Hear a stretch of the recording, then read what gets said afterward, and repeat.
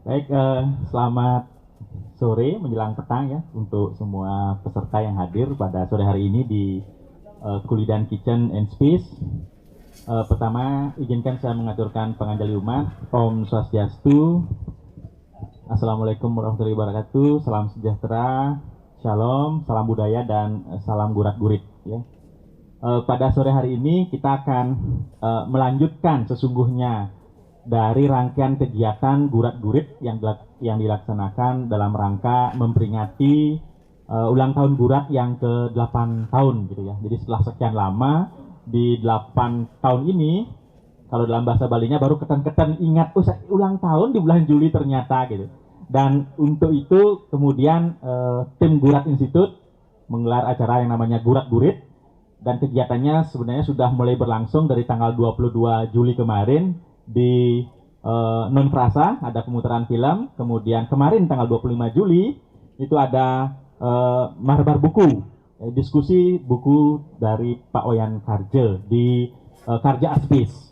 Kemudian hari ini kelanjutannya adalah acara yang ketiga, karena Gurat tidak hanya concern di bidang seni rupa tetapi juga lanjut kepada persoalan sastra. Maka untuk sore hari ini di Kulidan Kitchen and Space kita akan membicarakan persoalan tentang penulisan sastra Bali modern. Ya, jadi hari ini dilanjutkan acaranya dengan acara Ngortegles yang pertama. Ya, sengaja dibuat yang pertama karena itu artinya akan ada yang kedua, ketiga, keempat, dan seterusnya. Jadi hari ini mengawali Ngortegles yang pertama. Nah, untuk sore hari ini Gurat Institute sudah mengundang dua pembicara yang tentu saja sebagai narasumber ini sudah mumpuni dalam bidangnya tentu saja ya. Ada dua pembicara. Yang pertama ada Bli Gede Gita Purnama, ya, beliau adalah akademisi, dosen, yang otomatis juga kalau dosen itu tugasnya biasanya ada tiga, selain meneliti, mengajar, tentu juga bisa mengabdi. Jadi tiga itu kunci pokoknya. Karena beliau adalah dosen, tentu saja beliau juga adalah peneliti dalam bidang sastra Bali. Dan hari ini mungkin salah satunya adalah pengabdian kepada masyarakat ya, menyampaikan bagaimana persoalan tentang tulisan sastra Bali. Itu BKD-nya. BKD. Ya, itu Beli Gita yang jadi pembicara pertama. Kemudian yang kedua, kita menghadirkan jurnalis muda yang juga sebagai seorang sastrawan, pengelola jurnal Suara Sekeng Bali ya. Di sebelah kanan saya ini adalah Putu Supartika. Jadi persoalan bahasa Bali, jurnal tentang bahasa Bali di Suara Sekeng Bali, dia adalah salah satu pengelolanya. Jadi ada dua pembicara. Nah, untuk sore hari ini kita akan mendengarkan Ngortegles memperbincangkan bagaimana penulisan sastra Bali. Yang pertama saya akan persilakan pada Bli Gita untuk menyampaikan itu. Kemudian yang kedua nanti dari Putu Supartika, dan selanjutnya baru kita akan lanjut pada diskusi. Baik nanti ada penanggap dari Gurat ataupun dari semua peserta hadirin yang ingin bertanya atau ingin menyampaikan pendapatnya berkaitan dengan Ngortegles kita pada sore hari ini. Baik, agar tidak berpanjang lebar, saya persilakan kepada Bli Gede untuk memulai Ngortegles ini tentang persoalan sastra Bali modern. Silakan Bli Gede. Semua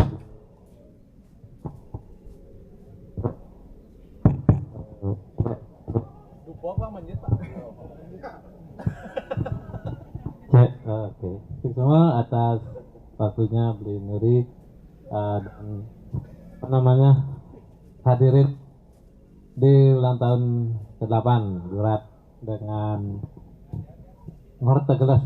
Ya.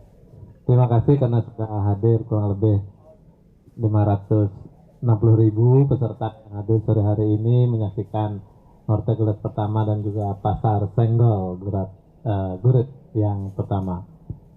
Jadi secara umum sastra Bali modern itu tidak ada kaitan langsung gitu dengan seni rupa, tapi festival Gurat-Gurit ini mencoba menarik benang merah yang barangkali bisa dihubungkan dengan sastra Bali modern dan konteks seni rupa di dalamnya, sehingga banyak hal yang bisa digali begitulah dari sastra Bali modern maupun seni rupa. seni rupa dari sudut pandang display maupun riset di dalam seni rupa. Nah, saya mencoba untuk mencari titik di mana seni rupa itu bersinggungan. Lah baterainya ini lah. Cek, kayaknya. Cek, nah. Ini mic nampang angin.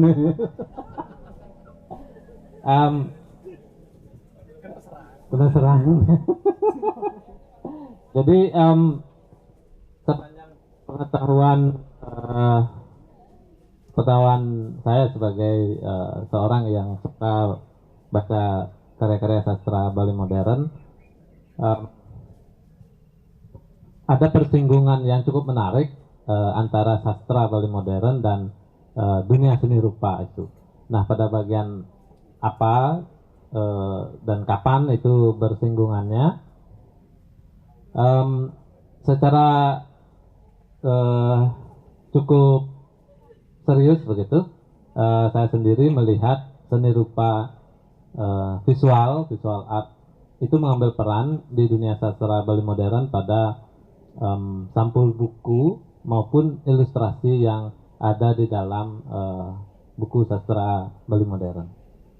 Nah, untuk sekedar informasi awal dulu bahwa supaya teman-teman juga tahu, di dunia sastra di Bali itu ada dua tipikal sastra, ya kan, ada yang tradisional itu ada kekawin, kidung, geguritan, itulah ya, dan teman-temannya.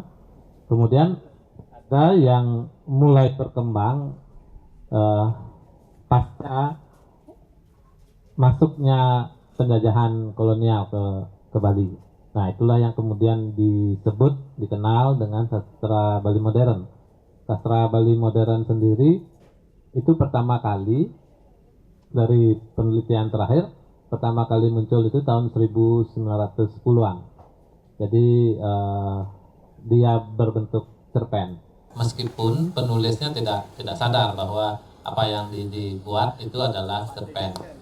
Jadi dalam dunia sastra Bali modern ada satu fenomena yang menarik, yaitu penulis atau pengarang dalam sastra Bali modern itu didominasi oleh guru. Itu di sekolah dasar, SMP maupun SMA. Jadi hampir 90% pengarang atau yang serius bekerja dalam dunia sastra Bali modern adalah guru. Nah, yang pertama kali menciptakan sastra Bali modern itu adalah guru juga di Singaraja. Dia namanya Imade Pasak, membuat satu cerpen untuk materi yang diberikan kepada anak-anak sekolah besar itu tahun 1910, dan bukunya dicetak oleh pemerintah kolonial.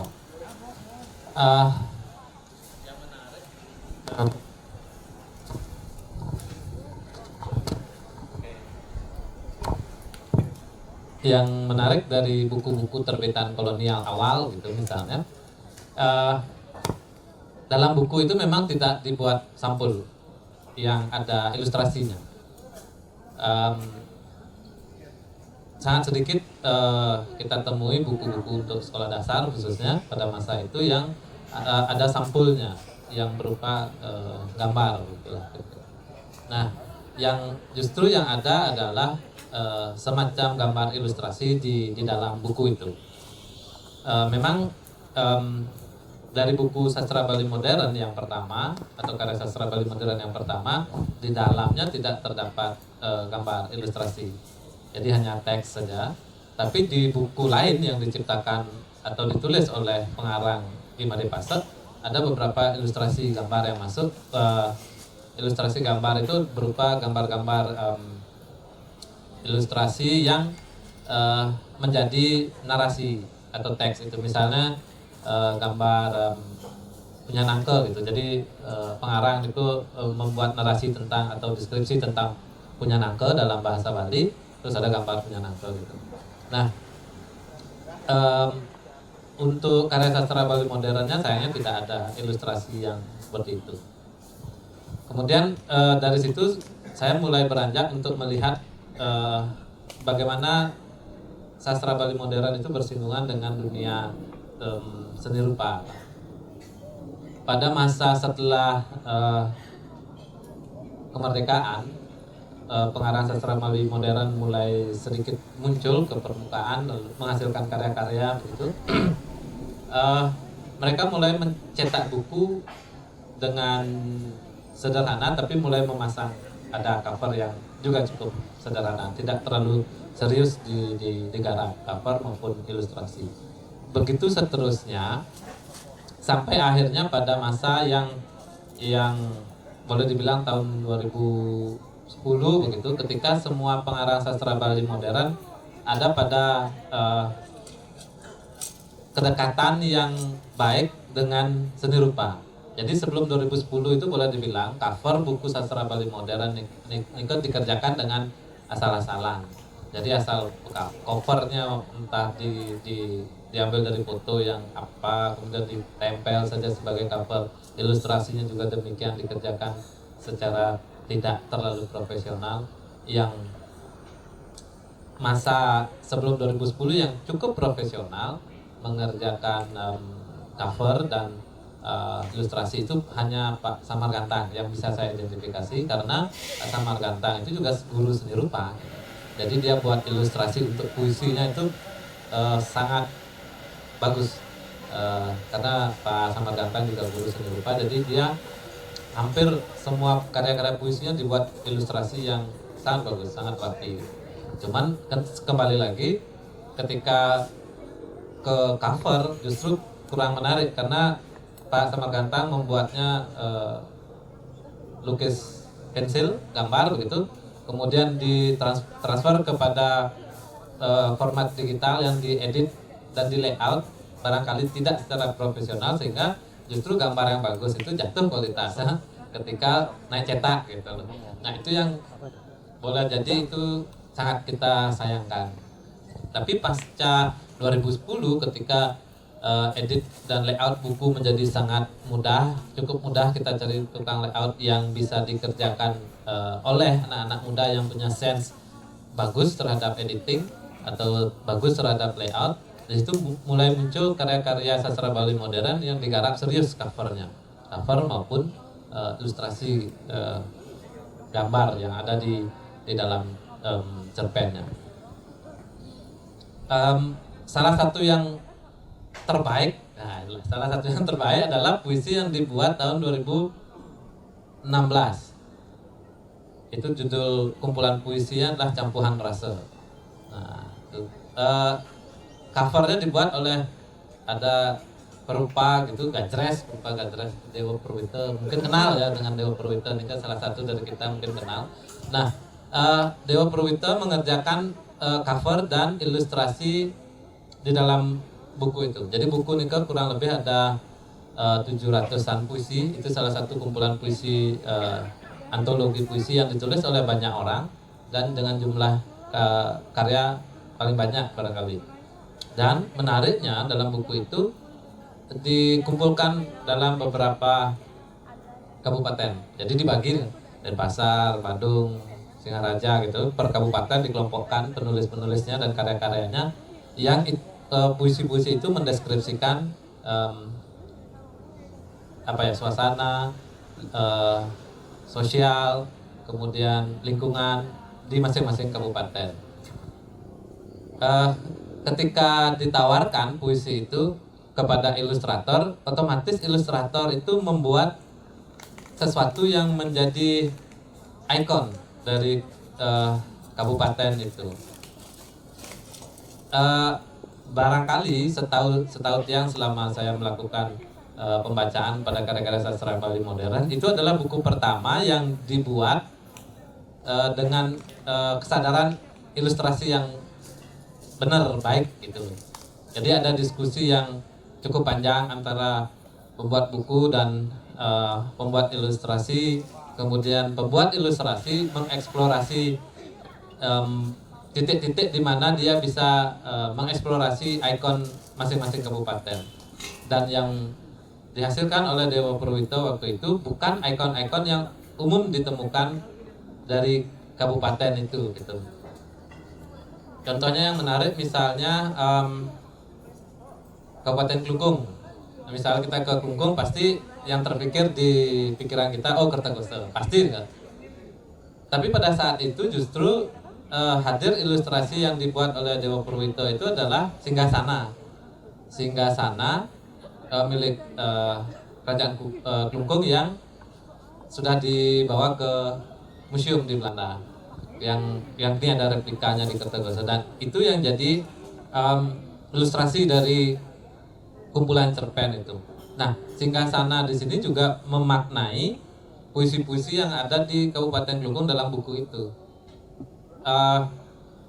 Secara tidak sadar, ilustrator itu begitu membaca puisi memahami bahwa yang harus dikumpulkan bukan ikon-ikon yang dipahami umum, tapi ikon-ikon yang mampu mengeksplorasi. Ketika orang melihat ilustrasinya, mereka akan tereksplorasi bayangannya, hayalannya tentang apa yang ada di dalam kumpulan puisi tentang Klungkung itu. Jadi kalau hanya sekedar Kertakoso mungkin terlalu mainstream. Jadi itu sempat kita diskusikan dengan ilustrator waktu itu bahwa membuat ikon yang tidak umum diketahui publik tentang kabupaten itu, tapi mampu menyimpulkan seluruh puisi yang ada di dalam kumpulan puisi tentang satu kabupaten itu. Jadi salah satunya itu yang dikerjakan serius.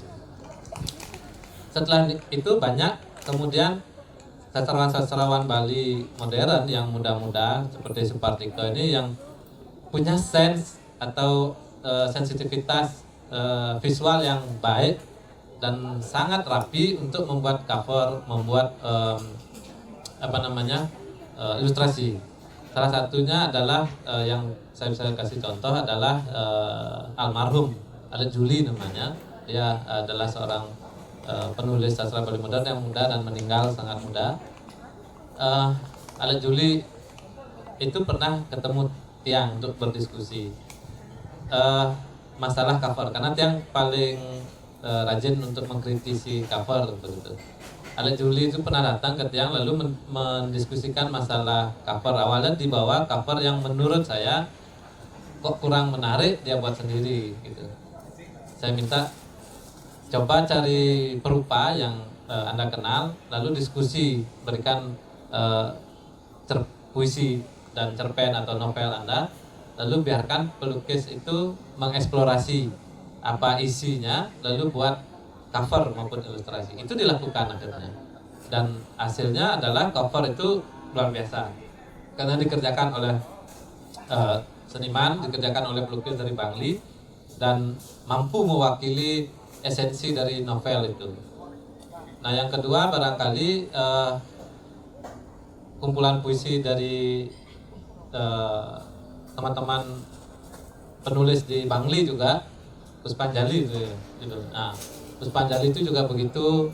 Akhirnya mereka meminta salah satu perupa abstrak dari Kintamani untuk membuat cover yang judul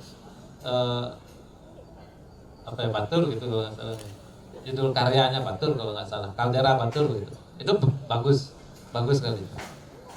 Dari situ dimulai pergerakan, maksud saya menyacat gitulah teman-teman sastrawan Bali modern yang muda-muda ini nyacat covernya, karena saya ingin bahwa sastra Bali modern itu bersinggungan dong dengan teman-teman seniman muda gitu loh. Karena prinsip untuk membangun ekosistem tidak hanya di sastra dan seni rupa ya tidak, tapi membangun ekosistem antara yang baru bergeliat gitu loh, itu harus tetap dijaga gitu. Seniman muda perlu ruangan, sastrawan muda juga perlu ruangan. Mereka perlu berkolaborasi sehingga membangun ekosistem yang baik tidak hanya di sastra maupun di seni rupa juga. Nah, itu yang juga menginisiasi adanya Campuhan Rase tahun 2017 ya, 2017. Jadi waktu nikah dengan Susanto, Dewa Purwito, Supartiko bikin pameran gredegan. Jadi 10 seniman muda, 10 sastrawan Bali muda berkumpul, berdiskusi selama kurang lebih 1 bulan. Mereka berinteraksi lalu menghasilkan satu karya bersama-sama. Nah, semangat itu yang tetap ingin kita pertahankan. Mereka semangatnya bagus, semangatnya muda, dan nampaknya terus mereka terjalin komunikasi di antara mereka sehingga saling mengisi gitu. Sastrawannya perlu ilustrasi, bisa diskusi dengan perupa untuk mencari poin yang tepat untuk mengilustrasikan karya dari sastrawan itu supaya tergambar melalui cover maupun melalui ilustrasi di dalamnya. Nah, sampai saat ini pun akhirnya itu tetap terjaga konsisten, memperhatikan estetika cover karena menurutnya itu penting sekali. Cover buku itu sangat penting sehingga perlu dijaga estetikanya. Dan yang paling konsisten ya Supartike. Sejak jurnal Suara Saking Bali sejak awal sampai edisi ke-69, Supartike terus menggunakan estetika visual, ya entah itu kolase foto, entah itu digital art, entah itu coret-coret ilustrasi yang mungkin dibilang abstrak gitu mungkin ya. Saya nama gitu. Karena ada Pak Nerawan, aku orang abstrak ya. Jadi paling tidak dalam bayangan saya estetika terhadap cover itu sangat perlu dijaga. Jadi supaya tidak seperti pendahulu mereka, senior-senior sastra Bali modern sebelumnya yang sama sekali mengesampingkan cover maupun ilustrasi di dalamnya. Salah satu yang sangat disayangkan itu adalah salah satu karya masterpiece Tresnane Lebur Ajur Setonden Kembang, karya almarhum Dlante Santo. Itu adalah salah satu novel masterpiece yang diciptakan oleh Dlante Santo tahun 1981. Nikut dibuat, dicetak begitulah dengan cover yang sangat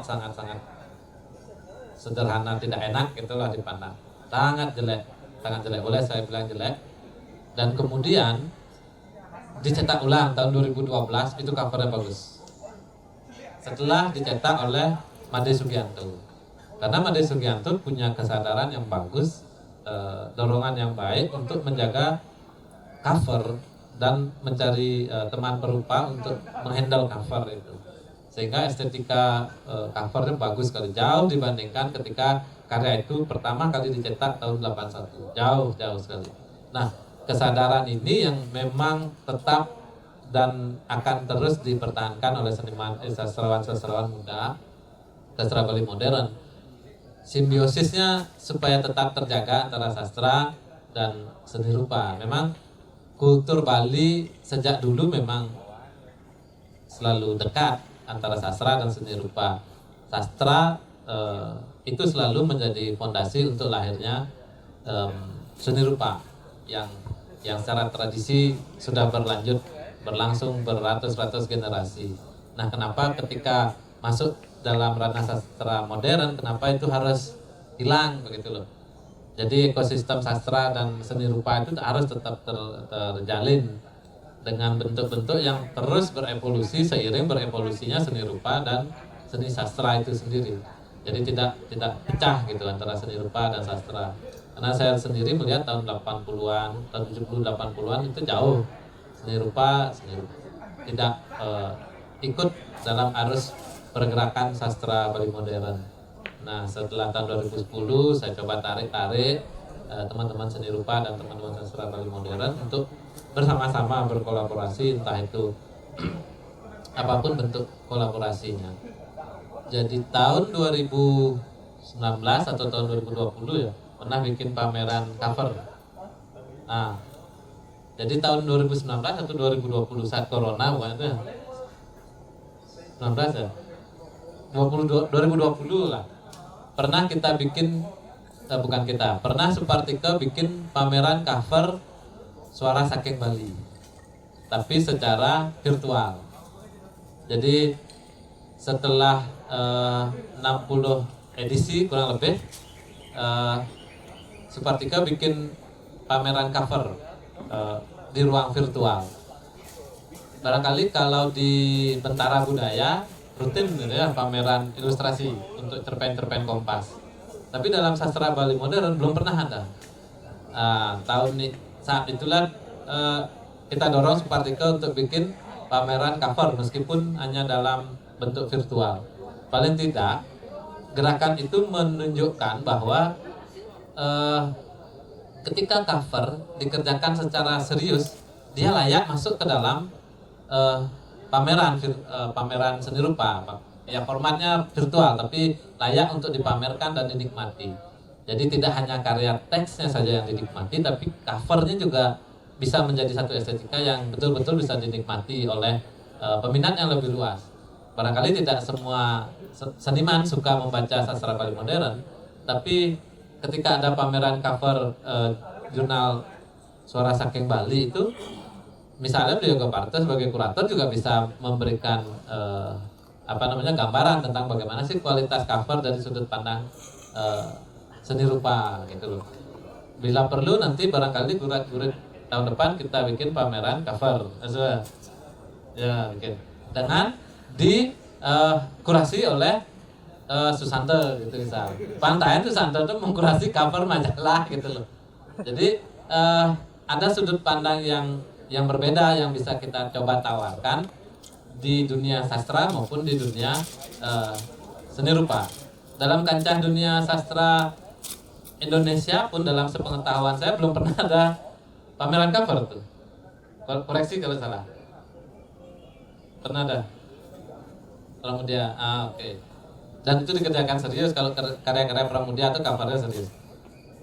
Jadi barangkali di sastra Bali kita bisa mulai di gurat-gurit tahun depan. Kita bikin pameran cover. Mungkin di Kulidan cukup lah untuk majang cover-cover. Itu kan saya beli gampang ya. Jadi Susanto mengkurasi cover dan di Kulidan pertama kali ada pameran cover. Barangkali itu satu pilihan yang menarik untuk kami di dunia sastra begitu, sehingga nantinya ada gerakan-gerakan yang juga bisa menghubungkan antara seni rupa modern dan seni rupa sastra Bali modern supaya tidak jauh jaraknya begitu, padahal sebetulnya ini adalah satu yang dekat, satu yang frekuensinya sama, cuma mungkin belum ketemu cun kan gitu, ngecunnya belum ketemu. Barangkali di gurat-gurit tahun depan kita cunkan antara dua dunia ini. Kita bisa buat festival gurat-gurit ini jadi festival seni rupa sebagai core-nya, lalu masukannya ada seni festival sastra di dalamnya yang barangkali itu bagian dari gurat institut gitu. Institut yang nggak ada kampusnya, institut yang nggak ada rektornya, tapi penelitinya banyak gitu loh ya. Belajar di sana. Satu-satunya institut di dunia yang tidak punya kampus itu adalah Gurat Institut. Yang tidak punya rektor itu adalah Gurat Institut, tapi punya banyak peneliti. Itu kan, itu harus kita buat satu mainstream baru tentang gerakan sastra modern, sastra Bali modern, dan seni rupa. Barangkali itu bisa kita sambungkan frekuensinya sehingga semakin lama Gurat Institut itu berkembang menjadi sesuatu yang semakin ditakuti. Semakin ditakuti. Artinya semakin membuka ruang untuk banyak bidang untuk berkolaborasi bersama, banyak komunitas yang bisa masuk untuk berkolaborasi bersama. Karena seperti tadi bilang, asalnya yang di sastra Bali modern kok sengitanya event gitu, nah nggak usah bikin event sendiri kan gitu. Nah, kita join event aja kan gitu tuh. Lebih menarik ketika kita kolaborasi event, karena diaspora itu bisa jadi sesuatu yang sangat menarik. Melting pot lah, kita siapkan semuanya satu tempat, di dalamnya kita suguhkan banyak hal yang bisa kita eksplorasi bersama, dikerjakan bersama-sama.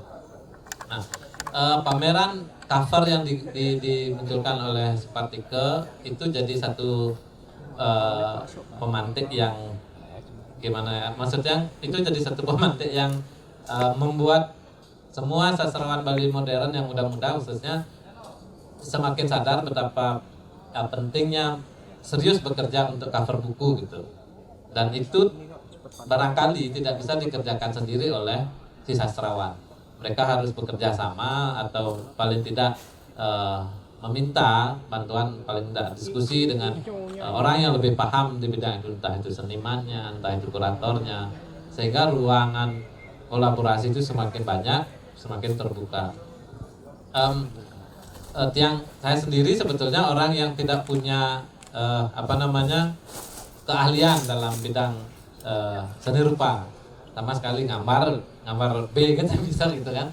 Tapi senang ketika melihat unsur-unsur visual itu mampu bersatu dengan unsur-unsur sastra teks gitu. Makanya ketika istri yang bikin kumpulan cerpen, ada yang kenal istri saya. Jadi ketika istri saya membuat buku, covernya selalu adalah sesuatu yang sangat penting untuk kita diskusikan gitu. Sampai terakhir itu kan covernya Outkelor, buku terakhirnya Outkelor itu 3 bulan kita hampir pasrah itu menentukan cover. 3 bulan hampir pasrah menentukan cover seniman, cover yang bagus. Tiba-tiba ketika scroll di Instagram Pak Tut Endrawan gitu, paman yang itu, kok ketemu satu karyanya yang dibuat tahun 2010 ya. Tahun 2010 itu dibuat karyanya di atas triplek lagi dan belum selesai karena waktu itu Pak Tut Endrawan bikin studio di Sesetan ya, kemudian menikah, pindah, akhirnya karya itu masuk gudang, tidak selesai. Nah ketika Tiang minta itu sebagai cover dari buku istri saya, langsung Pak Tut Endrawan minta waktu 1 minggu untuk menyelesaikan karya itu. Istri saya itu siapa? Istri saya Nika yang di sebelah kirinya Pak Man. Nah. Siapa? Jadi istri saya Nika namanya Charma Citrawati Pak Man. Nah. Istri saya. Nah. Jadi istri saya namanya Charma Citrawati, salah satu penulis. Di sini dilepas saja, supaya istri lepas saja. Oh gitu ya. Oh, kita siap. Jadi Charma Citrawati itu salah satu pengarang sastra Bali modern perempuan yang sedikit dalam sastra Bali modern. Jadi penulis perempuan dalam sastra Bali modern sedikit sekali. Yang aktif hingga saat ini hanya 3-4 orang barangkali ya. 3 orang saja. Dan itu kasihan gitu. Itu adalah spesies yang perlu dilestarikan sebetulnya. Pengarang perempuan. Pentingnya, tentang meliput istri saya itu subjektivitasnya jangan dulu. Oh gitu. Oh ya, siap. Semua. Saya subjektif nanti. Saya tuh.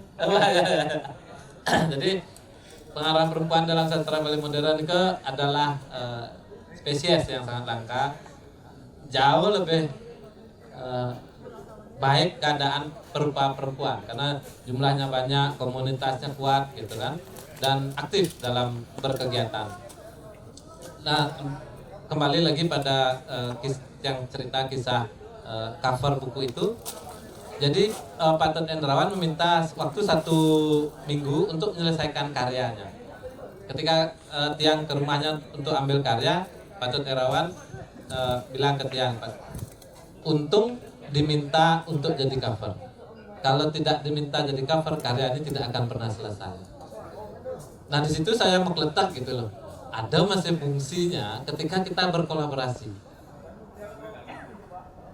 Barangkali ada karya-karya yang tidak selesai tapi pas gitu untuk sastrawan kan. Akhirnya karya itu bernasib baik, selesai gitu kan. Sehingga karya itu tidak nyangkut di gudang, tapi masuk ke dalam etalase toko buku gitu misalnya, karena sudah jadi cover. Karya yang tidak pernah dibayangkan oleh senimannya akan masuk ruang pameran, tiba-tiba ketika jadi cover buku masuk ruang etalase toko buku, itu sudah pameran juga. Itu bagian dari keberuntungan teks sastra bertemu dengan karya visual seni rupa yang tadinya nyangkut di gudang tiba-tiba muncul di etalase toko buku dan dia berpameran. Nah, dalam bayangan saya juga begitu. Ketika teman-teman seniman membuat cover atau membuat ilustrasi dan dipajang di etalase, itu adalah pameran juga untuk karya seni rupa itu. Dan pamerannya durasinya tidak terduga, tidak terjadwal, karena kalau bukunya laris maka dia akan cepat hilang dari etalase toko buku kan. Tapi kalau bukunya tidak terlalu laris maka dia akan jadi pameran yang sangat panjang di etalase toko buku. Jadi karya itu akan terus terlihat, terus terpublikasi, terus ternikmati oleh publik. Paling tidak seperti itu bayangannya. Nah, setelah kasus itu ada satu orang pengarang di sastra Bali modern komunikasi dengan saya, lalu meminta rekomendasi seniman yang bisa dijadikan partner untuk diskusi masalah cover. Itu sekali, 2 kali, 3 kali, dan begitu bergulir selanjutnya. Karena memang ada banyak ruang yang bisa kita berikan kepada seni rupa. Tidak hanya di pameran, tidak hanya di mungkin di galeri gitu kan. Menjadi cover pun menurut saya itu adalah ruang pameran begitu. Etalase untuk memajang karya. Yang terbaru yang saya ingin coba adalah ketika saya diberi kesempatan untuk mengelola jurnal di kampus, mengelola jurnal ilmiah. Nah, di situ saya mencoba untuk memanggil gitu teman-teman perupa muda untuk mengisi cover jurnal. Barangkali ini sudah dilakukan lebih dulu oleh jurnal Kajian Bali, Prof. Dharma Putra kan sudah melakukan itu.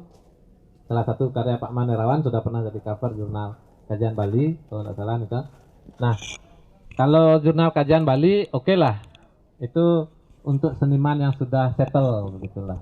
Jadi dan jurnalnya pun jurnal yang sangat settle nih kan. Jurnal yang diburu banyak orang, akademisi nih kan.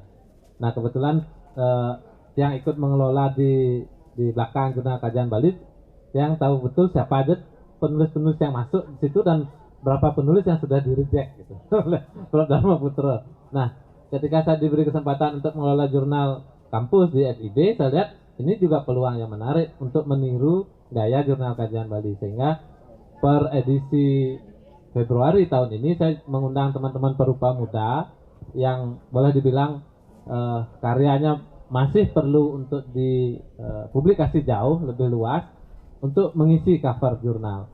Yang kemarin sudah masuk ada yang pertama seniman fotografi teman dari Karangasem. Kemarin edisi kemarin Vincent masuk untuk cover. Kemudian yang berikutnya mungkin Surya Nugi, mungkin yang edisi berikutnya Surya. Jadi setiap tahun jurnal itu terbit 4 kali, jadi ada paling tidak 4 ruang display untuk karya-karya seniman muda begitulah. Nah, mungkin agak keluar dari topik, tapi saya mencoba menarik semangat menjadikan cover buku maupun ilustrasi sebagai media kerja bersama antara seniman dan sastra Bali modern. Nah, barangkali itu yang kira-kira yang dapat saya tarik benang merahnya antara sastra Bali modern dan dunia seni rupa, sehingga diskusi kita sore hari ini tidak ke sastra banget, tidak juga ke seni rupa saja gitu. Jadi pang pada misi gitulah istilah. Pang pada nyambil, jadi teman-teman di seni rupa bisa ikut berdiskusi dengan apa yang kita bicarakan, yang kita diskusikan. Teman-teman di sastra Bali modern juga merasakan apa yang bisa kita diskusikan bersama-sama. Saya rasa itu yang dapat yang sampaikan. Barangkali lebih banyak nanti kita diskusi, nanti selama proses diskusi pasti akan banyak ada ide, ada banyak narasi yang bisa kita kerjakan bersama-sama. Oke, sukses. Terima kasih Digede kita untuk penyampaian tadi berkaitan dengan bagaimana menghubungkan antara teks visual dengan sastra gitu ya. Sekarang memang zamannya sedang banyak koalisi gitu. Jadi kita memang perlu koalisi gitu untuk menempuh kehidupan kita berikutnya. Baik, agar sesi diskusi nanti bisa berlangsung lebih lama dan lebih menarik lagi tentu saja, kita dengarkan dulu pembicara yang kedua dari Putu Supartika. Setelah itu baru kita akan buka sesi diskusi. Pada Putu Supartika, disilakan. Baik, terima kasih Di Nuri untuk kesempatannya. Sebelumnya selamat petang teman-teman semua dan juga para senior. Ya, tadi saya baru kesini sangat terkesan sekali ya dengan Gurat Institute ini bisa menyelenggarakan acara dengan menghadirkan banyak dan kompak gitu. Karena selama ini di sastra Bali modern khususnya sulit sekali. Karena mungkin kita membawa kesibukan masing-masing dan rasa militansinya kita masih kurang gitu, dan perlu belajar banyak lagi dari acara ini. Mungkin saya tidak bisa banyak ngomong karena saya juga bukan ahlinya dalam sastra Bali modern, cuma nulis-nulis saja iseng-iseng gitu.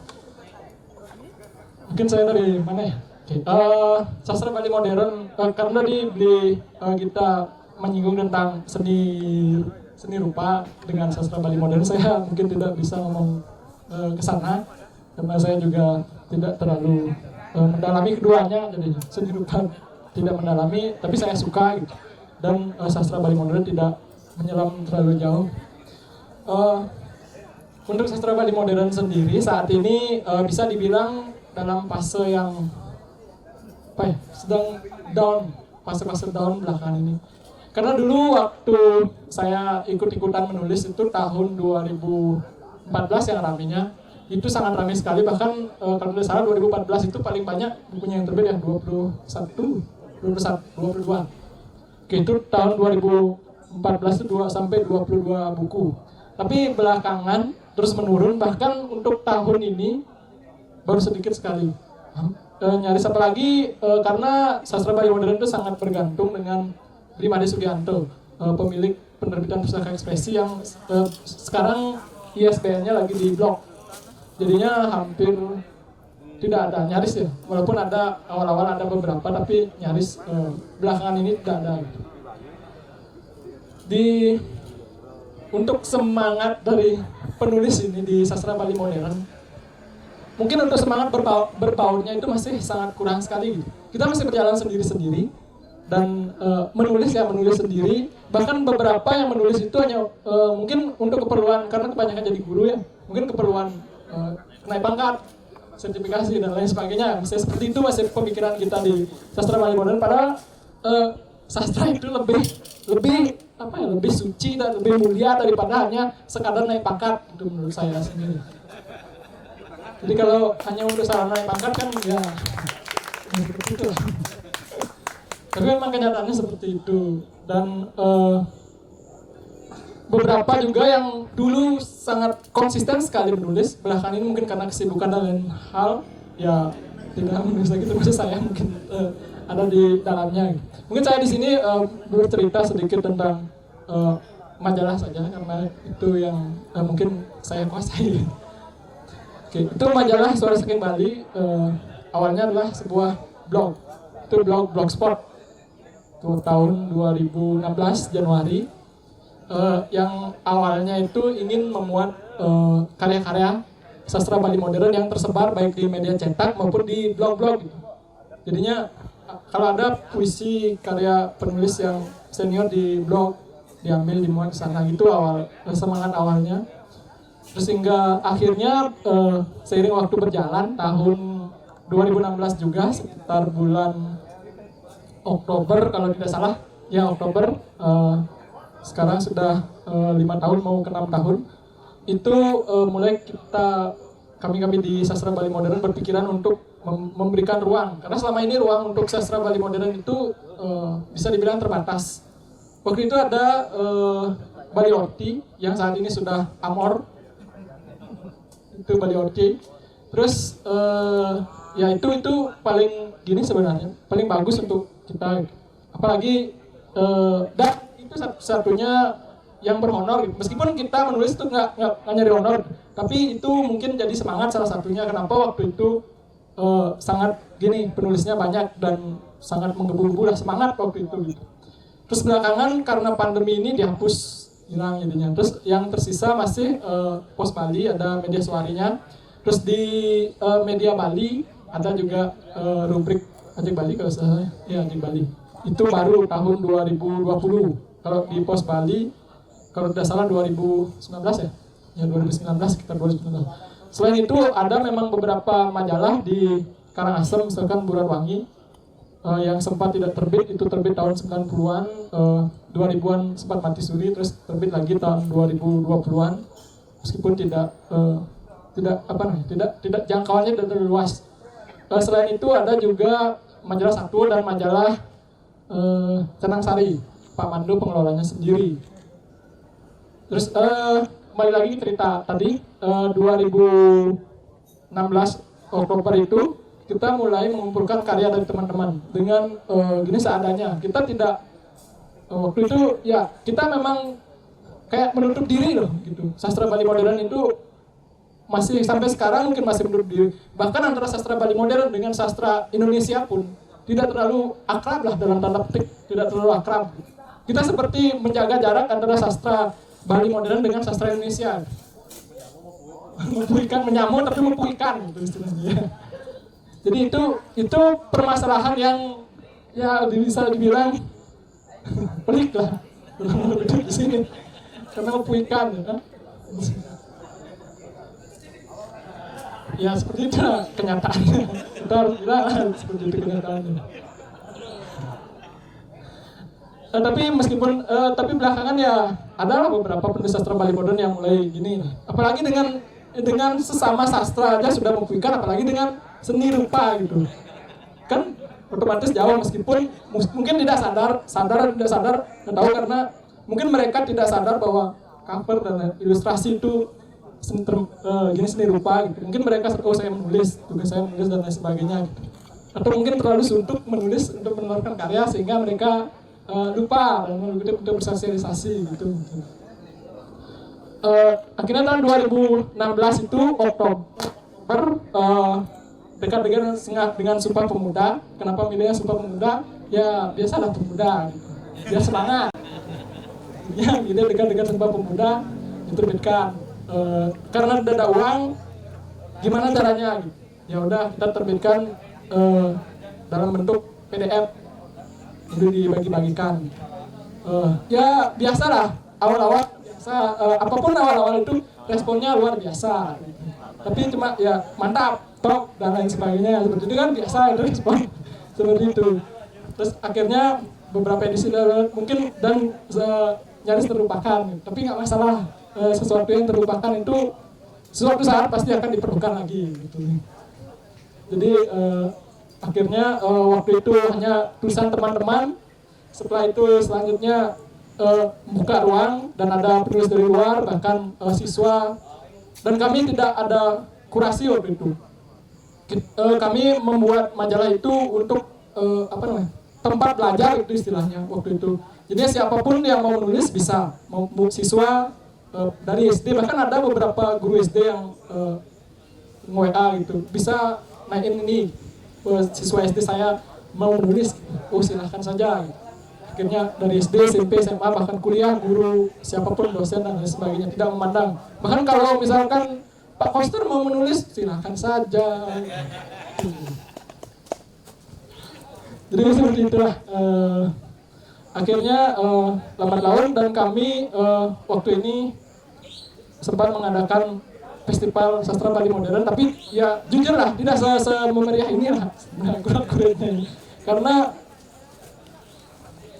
ini apa namanya, offline bisa menghadirkan banyak orang, itu online itu waktu 2021 bulan Januari dan tidak banyak juga meskipun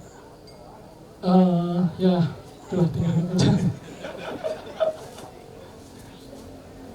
Terus ya mungkin seperti itu deh, kita diskusi aja nanti biar lebih banyak diskusi aja daripada ngobrol nanti ngantuk. Ya, terima kasih Putu untuk pemaparannya gitu ya. Memang sebaiknya koalisi gitu karena belum 20%. Baik, melanjut acara setelah pemaparan dari dua narasumber, kita akan lanjut pemaparan atau mungkin ada tanggapan-tanggapan dari Bapak Ibu, teman-teman yang hadir pada sore hari ini. Silakan kalau ada yang bertanya atau menanggapi. Silakan Pak Man sepertinya pertama. Silakan Pak Man.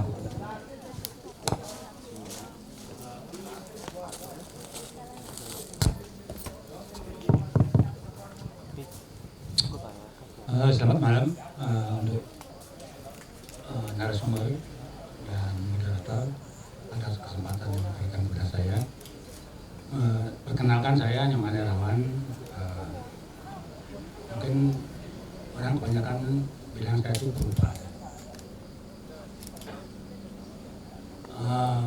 ya, dan lain-lain lah. Begini, saya tertarik dengan posisi sastra dan ilustrasi seorang pelaku sastra dan pelaku visual ya. Di sini kan tadi dibilangkan ada kata ilustrasi ya. Saya kira maaf ini untuk yang kekinian sebenarnya tidak ada yang namanya ilustrasi sebenarnya. Yang posisi antara dua identitas ini, sastra dan visual, dia punya kemandirian yang masing-masing otonom gitu.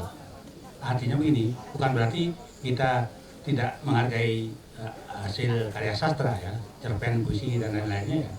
Tapi tugas seorang seniman visual adalah bukan menggambarkan sebuah cerita pada sebuah adegan atau hal-hal yang diceritakan dalam sastra itu sendiri. Saya belajar dari Kompas ya, saya beberapa kali ikut ilustrasi Kompas. Kita seniman visual itu diposisikan ada dalam posisi yang sama sebagai seorang pencipta.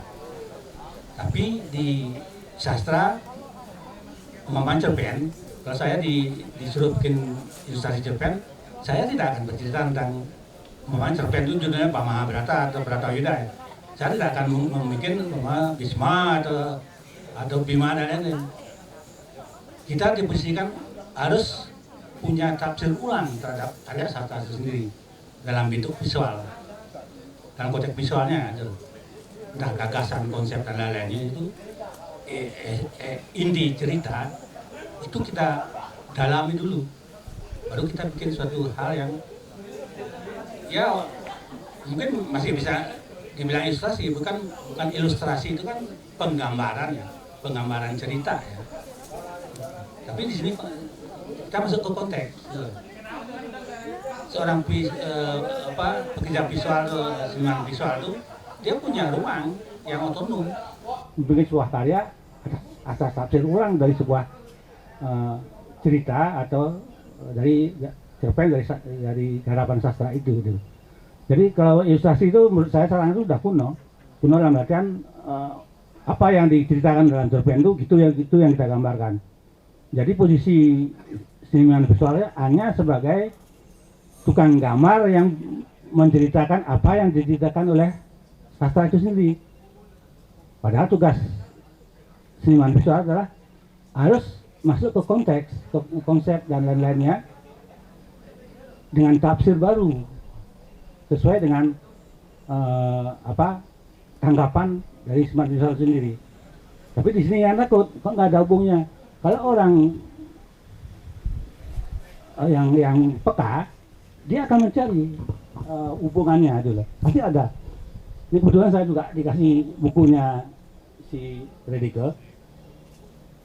Saya kira ilustrasi Koppelnya itu dia tidak bercerita tentang apa isinya. Serasa yang simbolik. Ini bisa terbaca dari rangkuman semua isi karya sastranya dia itu. Mesti kita harus Bima berkelahi dengan ini Bharatayuda, Bhisma kena panah itu. Seorang seniman visualnya dari sana, dia masuk ke konteks gitu. Jadi saya harapkan juga di sastra modern mulai dengan cara begitu. Jadinya puisi itu bukan kolaborasi dalam bentuk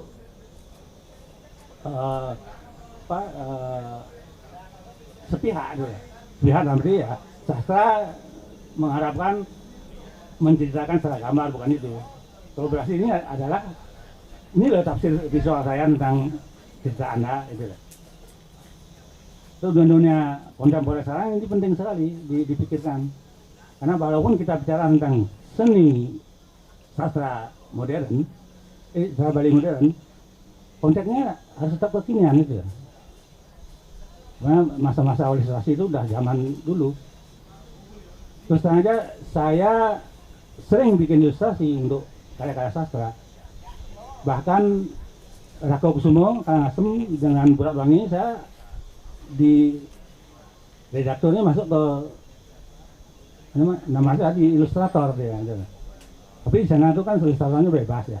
Jadi pengisian untuk kolom-kolom jeda gitu. Apa aja boleh gitu.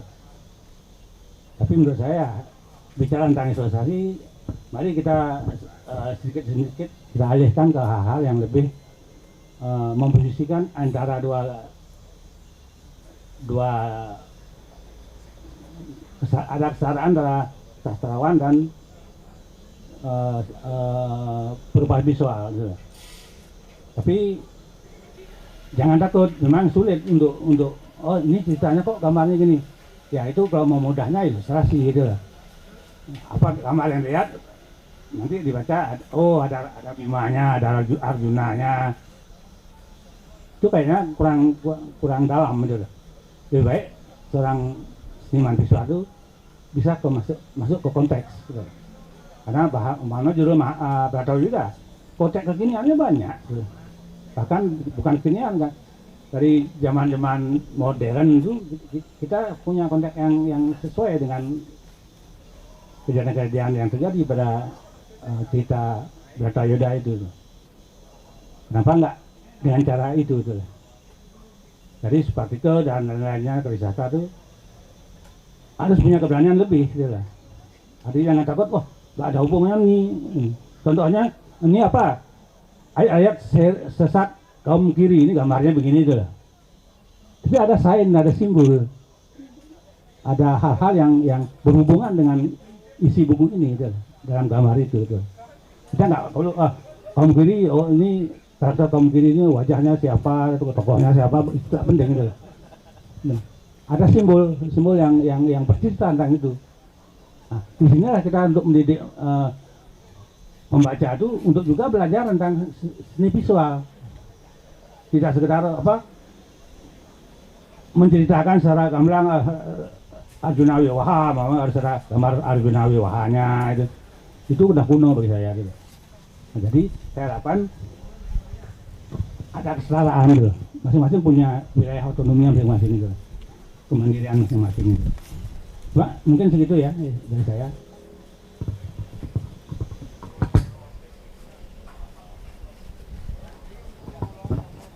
Terima kasih Pak Oman untuk tanggapannya berkaitan dengan seni visual dan juga sastra. Lanjut sebelum ditanggapi oleh pembicara, pada Bapak disilakan untuk menanggapi. Silakan. Om Swastiastu. Nama saya Wayan Rudike. Saya tidak tahu dikenal sebagai apa ya. Ya itu salah satunya juga. Terima kasih. Saya sebetulnya ingin melanjutkan dari kakak saya, beliau Rawan. Dalam konteks pembicaraan tadi, sebetulnya saya juga sudah beberapa kali ngisi ilustrasi. Saya lupa sejak tahun kapan itu kalau disebutnya ilustrasi tadi di Kompas. Tapi ada cerita yang waktu di awal Efik ngasih saya sebuah cerita pendek untuk saya gagas dalam bentuk visual yang nantinya pada saat akan terbit disandingkan dua entitas karya itu, karya rupa dan karya sastra. Saya ngomong sama Efik karena Efik itu orang yang paham dengan dunia kita juga, dunia visual. Kalau mau cari yang konteks ilustrator ya cari orang-orang yang kayak Dedi Deskandar dulu itu, yang sangat bisa menarasikan cerpen itu, sebuah cerita karya sastra itu kemudian bisa dibaca secara membumi oleh publik. Kami tidak bisa, karena itu tidak mendidik buat perupa. Ya, ketika diberikan kemudian sebuah karya sastra itu memberikan knowledge baru bagi perupa itu, dia akan menciptakan gagasan. dari makna yang telah dibaca itu, apapun bentuknya, itu akan menjadi karya visual. Oleh karena itu, saya tegaskan lagi, kalau yang disebut Biarawan tadi itu adalah ilustrator. Nyoman Dharma Putra saya suruh kalau nyari ilustrasi, ilustrator aja. Nah, ini kajian budaya ini akan menampilkan visual-visual karya perupa Bali. Oke, gitu. Saya juga sudah beberapa kali ngisi di sana kajian budaya. Nah, kemudian itu dualitas yang terjadi pemaknaan itu ya di kajian budaya itu di kajian budaya itu sudah mulai mencair. Kompas pun sudah memberikan pandangan lain tentang makna rupa dan sastra itu. Tetapi saya kemudian menyitir apa yang dikatakan saudara adik saya Putu Supartika, bahwa selalu saja tidak ada akurasi antara sastra Bali modern dengan sastra modern. 80% benar. Ini lebih gawat lagi. Kalau saya di Perupa itu selalu guyup. Ada yang berupaya untuk guyup, tapi karya sastra, karena saya ada di kedua itu, saya berdiri di dua kaki itu, agak sulit di sastra itu. Karena apa? Karena mereka bermain kata. Kata itu dikuasai menjadi sebuah subjek untuk mereka debatkan selalu. Sedangkan peradaban kita itu tidak suka berdebat, tapi suka berkelahi. Nah, inilah kemudian direduksi menjadi sesuatu yang membuat jaraknya jauh. Terakhir Putu Supartika pernah WA saya, Pak Yan, saya mau pakai satu puisi. Saya memang menulis juga yang karya sastra Bali modern itu dalam 1 tahun mungkin ada 1 karya gitu. Mudah-mudahan nanti saya kontak belakangan dengan Putu bisa membuat sesuatu hal yang baru. Apa itu nanti bentuknya? Apakah bisa pameran dengan makna dua kata sastra dan rupa nanti. Nah, itu kenapa saling menjauh.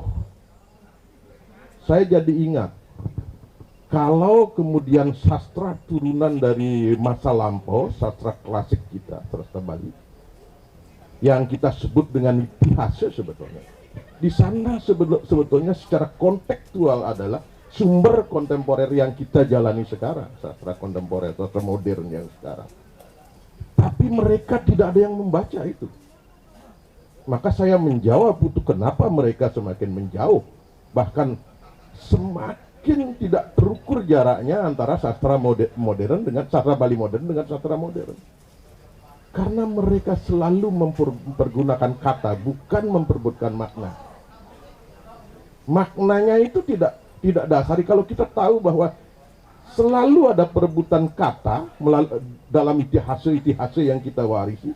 Coba lihat. Wasite nimitan temanmu ke kata itu yang menyebabkan kita bisa berkelahi. Nimitan te pati kapanggo Laksmi katemu. Mestinya kan sastra itu membuat Laksmi, membuat kehidupan kita indah. Tapi itulah kita ingin sebetulnya memblow up yang pati kapanggo itu. Kita ingin sekali memblow up yang manemu duke. Ini sastra yuk. Sastra maha besar kita yang menyebut seperti itu. Nah, karena itu tidak dibaca, masing-masing memiliki bukan blog ya, blog jadinya. Sastra Bali modern itu kuno. Wah, itu kuno gitu. Ya, tapi memang harus ada yang bergerak itu betul. Saya sorry ketika dia nge-WA saya launching dari karya-karya Suara Saking Bali, saya tidak mantap, tidak seperti itu.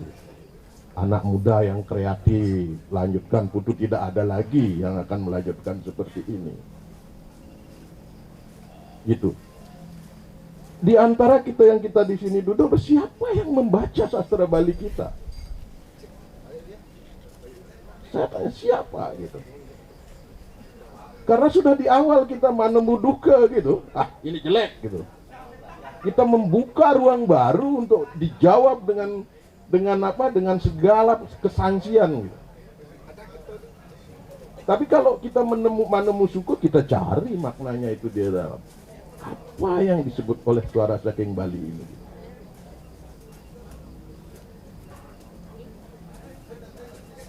Itu yang terjadi di sini. Maka dinamika dari perkembangan sastra Bali modern itu, saudara saya Rake Kusumo itu sampai sakit dia kemarin bercerita sama beli tuh, dia ingin mendidik anak-anak yang sastra Bali, dia bagi menjadi satu sastra modern. Ternyata yang daftar di sastra modern itu banyak sekali. Saya dengan Prof. Dharma Putra juga sering ledek-ledek dia. Saya enggak tahu itu kurikulum berbahasa Bali itu pernah dihapus di sekolah. Saya kapan itu Dharma Putra itu bergejolak dengan teman-teman saya gitu. Saya bilang, ini sebuah atraksi apa demonstrasi kalau kurikulum bahasa Bali itu mau dihapus, saya bilang. Kalau demonstrasi mari kita demonstrasi. Kalau atraksi ini kita mencari waktu saja sebetulnya. Kalau beli mau sastra itu ajak semuanya, sastra Bali itu aja, di rumah berbahasa Bali dong. Nah pertanyaannya, berapa orang sekarang anak-anak kita yang di rumah belajar bahasa Bali gitu. Saya membayangkan Putu Supartike, seorang Putu Supartike ini akan melanjutkan Suara Saking Bali itu, akan resourcesnya itu sangat kurang. Itu sebabnya tuh kita menjawab itu. Jangan-jangan Putu juga dengan keluarganya di rumah berbahasa Inggris. Saya enggak tahu. Tapi mengelola Suara Saking Bali sama rupa dengan Nyoman Herawan bahwa jual Yamaha tapi motornya Honda. Nah ini yang terjadi seperti itu gitu. Saya yakin sastra Bali ini kapan sih bisa muncul gitu. Kalau kita bandingkan dengan teman-teman di Jogja dan sebagainya, kita secara umum dulu sastra Bali. Kapan bisa muncul? Karena terlalu banyak berdebat, itu bukan berdebat tentang puisi saya lebih bagus, puisi ini lebih bagus. Siapa sih bisa menilai puisi itu lebih bagus? Saya kira itu kehendak. Kalau kehendak seorang kurator melihat puisinya itu seperti tipe mereka menggali kata-kata untuk dijadikan larik-larik, itu akan menjadi bagus pandangannya. Sebuah prosa dalam Hitihasa itu tidak memiliki makna arti yang sebenarnya. Kita hanya bisa mengisahkan sedikit-sedikit. Kebetulan saya juru arti nih kalau di kampung ini dengan bahasa Bali yang sangat halus. Ini dalam beberapa hari ini beli 2 minggu ini saya keliling. Saya baru datang dari kampung nih, daerah Karangasem, kundangan mempepausan nih. Jadi sanalah maknanya gitu. Tidak ada orang yang bisa akan mengangkat kalau kita tidak orang Bali mau memuliakan bahasa kita gitu. Sementara yang dibilang Putu itu jaraknya sudah semakin jauh. Itulah fenomena. Kemudian inilah bapak-bapak yang di depan mungkin bisa dijadikan kajian inilah ke depan ini. Kenapa sastra? Tadi kalau soal kata dan rupa, Biarawan sudah banyak menceritakan itu adalah kesetaraan keduanya. Itu entitas yang masing-masing sama saling menguatkan gitu. Jadi ini sudah mulai cair gitu. Sudah mulai cair. Kompas sekarang sayangnya cetaknya tidak berwarna ya. Hanya digital saja yang ada di Kompas. sekarang. Jadi begitu kira-kira yang kita hadapi, kenyataan yang kita hadapi. Tapi kalau yang sudah berjalan kemudian mundur lagi, tentu akan bukan mati jadinya, lebur dia, nggak ada bangkainya nanti. Jadi lanjutkanlah tuh, kita sama-sama lah, kita sama-sama. Ya saya kira itu tambahan saya hanya memberikan tambahan informasi tentang fenomena itu yang terjadi. Karena saya di kedua entitas itu saya terbilang tetap aktif berkarya gitu. Saya kira itu, terima kasih atas waktunya, dan Gurat ini maha berat juga ininya. Gurat maha berat dan maha hebat itu bisa mengumpulkan kita-kita ini.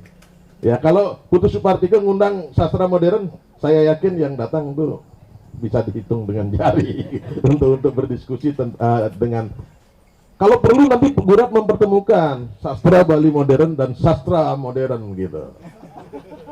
Biar kita di sini sama Nyamanerawan, biar kita kasih pandangan bahwa berkesenian itu adalah keindahan gitu.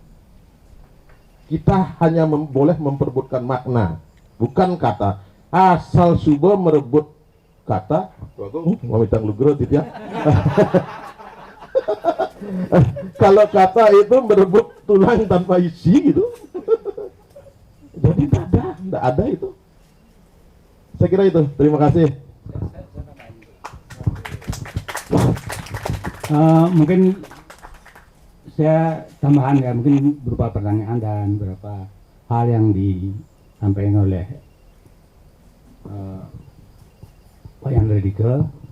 Saya kira itu adalah suatu cambuk biar sastra Bali modern Bali itu optimis bisa hidup, asalkan betul-betul dilakukan dengan kesukarelaan dan keikhlasan itu yang penting. Kalau nggak ikhlas ya nggak jadi apa-apa nanti. Jangan pandang itu akan dapat penghargaan apa dan lain-lainnya itu. Itu saya kira itu akan terjadi dengan sendiri. Karena saya tahu yang terakhir sastra Bali modern muda itu yang dapat rancaki siapa?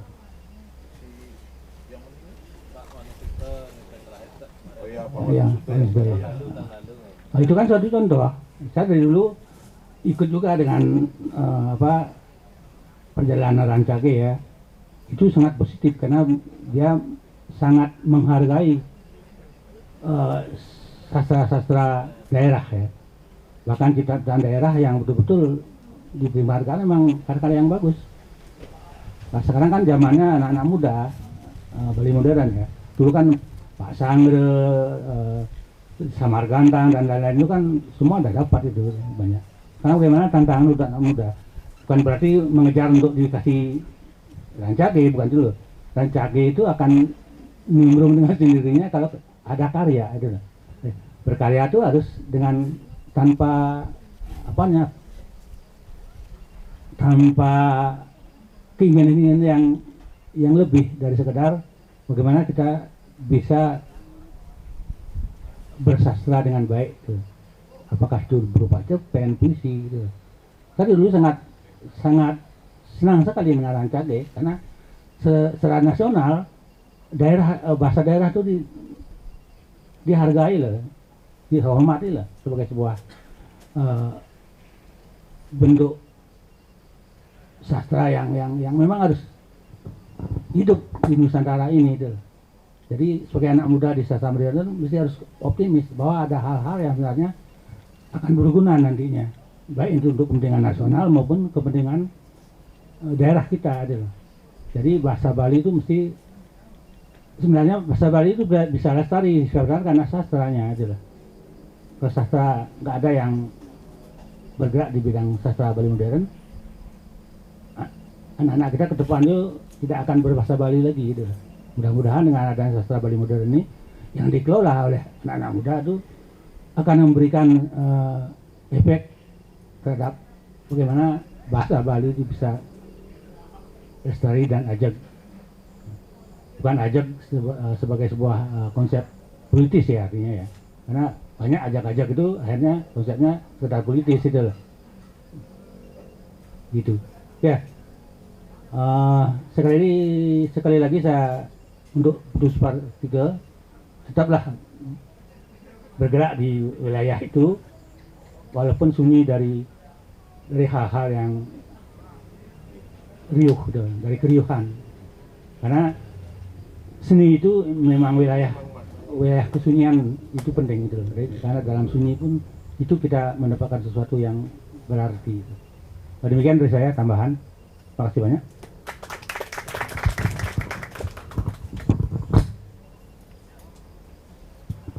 Baik, terima kasih untuk tanggapannya dari Pak Nyoman Irawan dan Pak Wayan Radike. Saya kira apa yang dipaparkan tadi ditambah dengan tanggapan dari Pak Nyoman dan Pak Wayan, saya kira semakin malam ini terasa semakin kaya obrolan kita, meskipun temanya adalah Morte Glass gitu ya. Nah, terakhir tadi dari Pak Nyoman mengatakan tentang kesunyian. Kalau boleh saya mengutip kutipannya Rocky Gerung, mengatakan bahwa justru dalam sunyi sesungguhnya ada bunyi, tetapi dia tersembunyi. Baik, sebelum saya kembalikan kepada penanggap yang lain, mungkin dari dua narasumber ingin menanggapi apa yang disampaikan oleh Pak Man dan juga Pak Wayan, disilakan. Silakan Pak Bligede atau Putu, silakan.